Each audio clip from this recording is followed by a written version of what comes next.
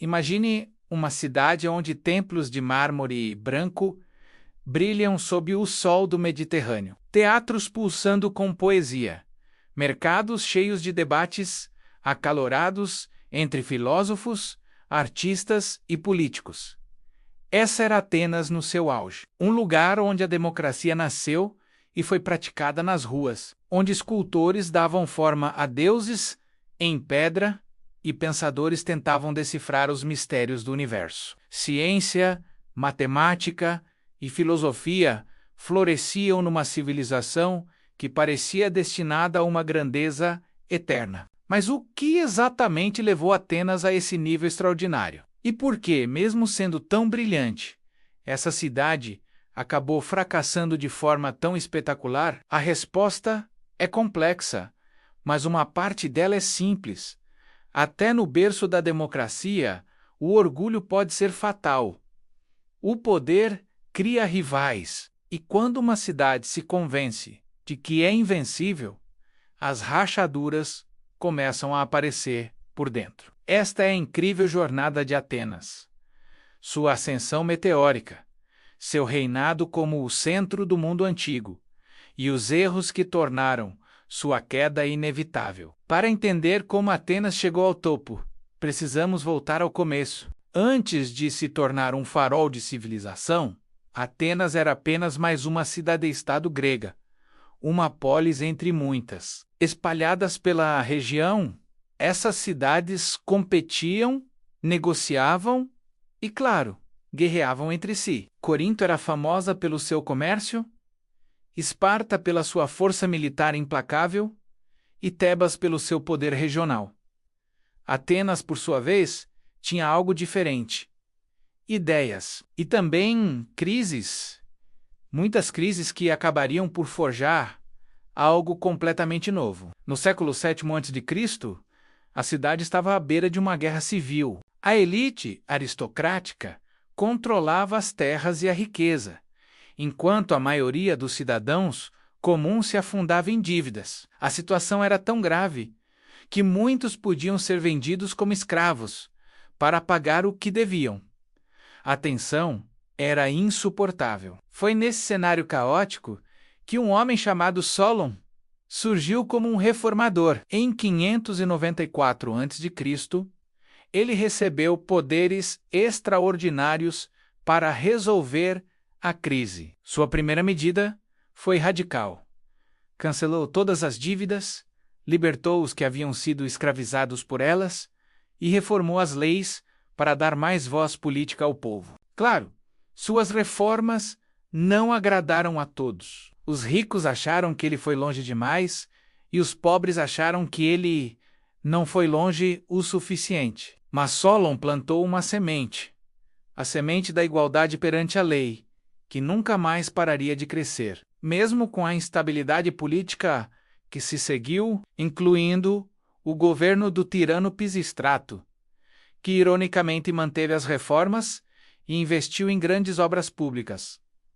A ideia de democracia continuou a se desenvolver. O passo final veio com Clístenes, que reorganizou a sociedade ateniense em novos distritos, quebrando o poder das antigas famílias aristocráticas. Ele criou as bases para que qualquer cidadão, independentemente de sua origem, pudesse participar do governo.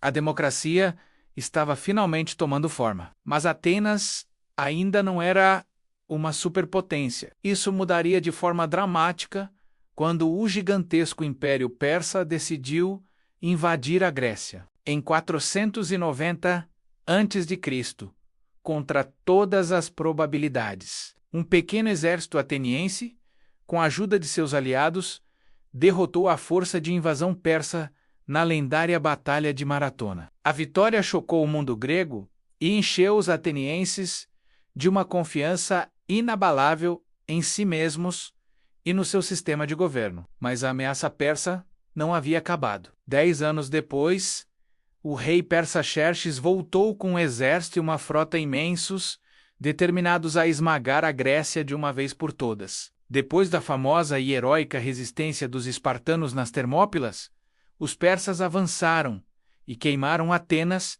até o chão, mas seu povo já havia escapado. Sob a liderança brilhante do estrategista Temístocles, a marinha ateniense atraiu a frota persa para uma armadilha nas águas estreitas de Salamina e a destruiu.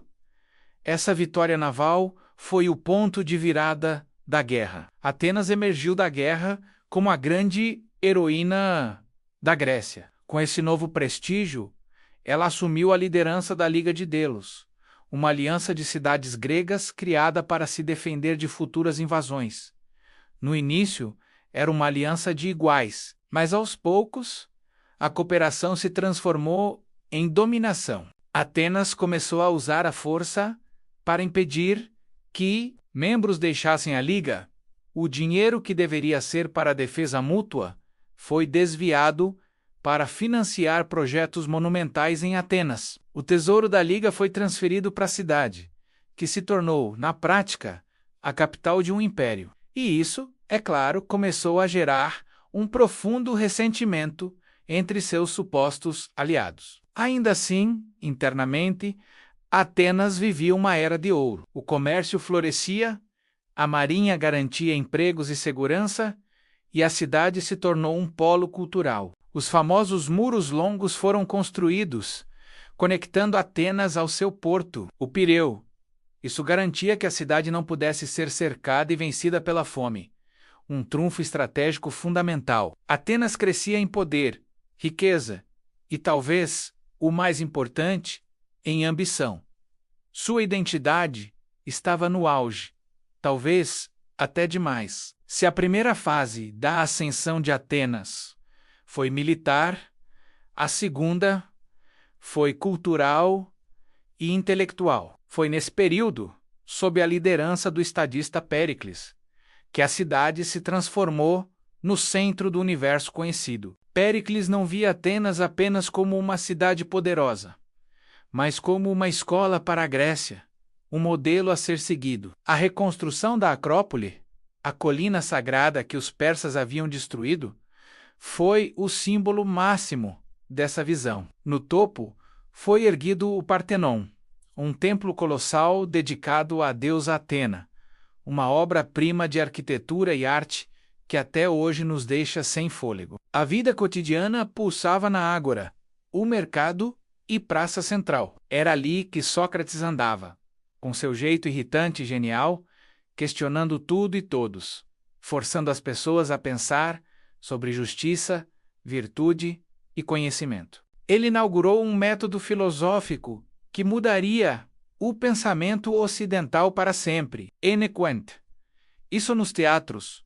O público se emocionava com as tragédias de Ésquilo, Sófocles e Eurípides, e ria com as comédias afiadas de Aristófanes. Essas peças não eram só entretenimento, elas exploravam as questões mais profundas da condição humana, da política e do destino. A democracia também se aprofundou. Os cidadãos se reuniam na Assembleia para debater e votar diretamente nas leis. O Conselho dos 500 cuidava da administração diária e enormes júris populares, compostos por centenas de cidadãos, garantiam a justiça. Péricles até instituiu um pagamento para que os cidadãos mais pobres pudessem se ausentar do trabalho para participar da vida cívica.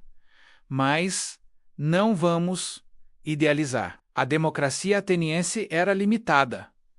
As mulheres não tinham direitos políticos. Os estrangeiros residentes, os metecos, tinham status limitado. E, o mais importante, a economia e o estilo de vida de Atenas dependiam massivamente do trabalho de dezenas de milhares de escravos. Mesmo com essas falhas profundas, Atenas atingiu um nível de criatividade, liberdade e influência que raramente foi visto na história. Porém, como diz o ditado, quanto maior a altura, maior a queda. A luz intensa de Atenas começou a projetar sombras muito escuras. O orgulho ateniense passou a ser visto como pura arrogância pelas outras cidades gregas. E sua maior rival, a militarista e oligárquica Esparta, observava tudo com uma desconfiança crescente. As duas potências eram opostas em quase tudo.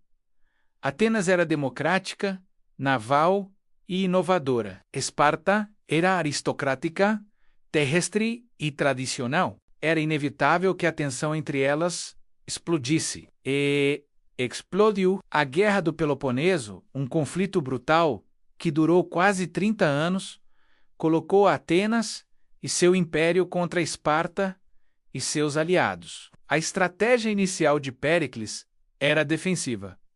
Evitar batalhas em terra contra os invencíveis espartanos e usar a marinha para atacar o inimigo. Ele trouxe toda a população do campo para dentro dos muros longos de Atenas. A estratégia era sólida, mas teve uma consequência terrível e imprevista. A superlotação transformou a cidade em um barril de pólvora para doenças. Uma peste terrível se espalhou, matando quase um terço da população, incluindo o próprio Péricles. Sem sua liderança firme e visionária, Atenas começou a tomar decisões cada vez mais impulsivas e desastrosas.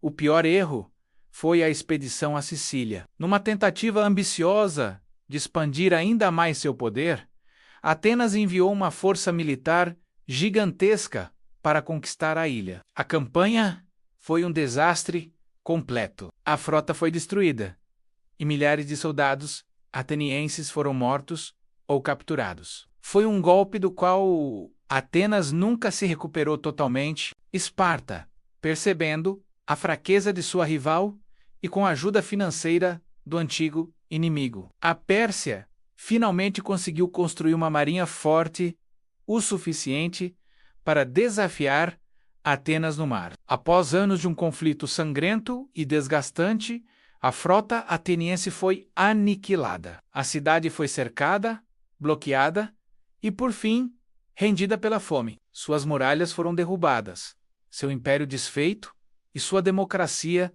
temporariamente suspensa. A brilhante Atenas da Era de Ouro havia caído. E ainda assim, a história não acaba aqui. Politicamente, Atenas foi derrotada.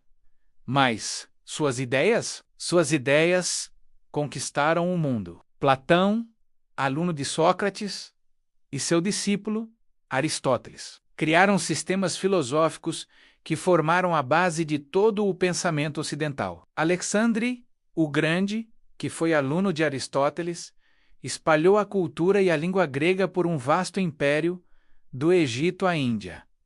Mais tarde, Roma, a próxima superpotência, absorveu profundamente a arte, a filosofia e a política gregas. Milênios depois, durante o Renascimento e o Iluminismo, pensadores e artistas olharam para trás, para Atenas, em busca de inspiração para construir um mundo novo. Atenas perdeu a guerra, mas venceu a história. Sua queda, no entanto, permanece como um aviso poderoso. A cidade não ruiu apenas por causa de inimigos externos. Ela ruiu por causa de suas próprias falhas, o excesso de confiança que se tornou arrogância, as divisões internas que se aprofundaram após a morte de Péricles, a ambição desmedida que levou a decisões catastróficas e a insistência em dominar em vez de cooperar. A história de Atenas nos lembra que as maiores civilizações podem desmoronar quando perdem a capacidade de ouvir, de se adaptar e de praticar a humildade. A Era de Ouro de Atenas não é apenas um capítulo fascinante da história antiga. É um espelho que reflete o que as sociedades podem alcançar em seus melhores momentos e o que arriscam perder quando se afastam de seus próprios ideais. Obrigado por assistir. Se você gostou de viajar no tempo conosco, não se esqueça de curtir o vídeo, se inscrever no canal e ativar as notificações para não perder nossas próximas histórias. Até a próxima!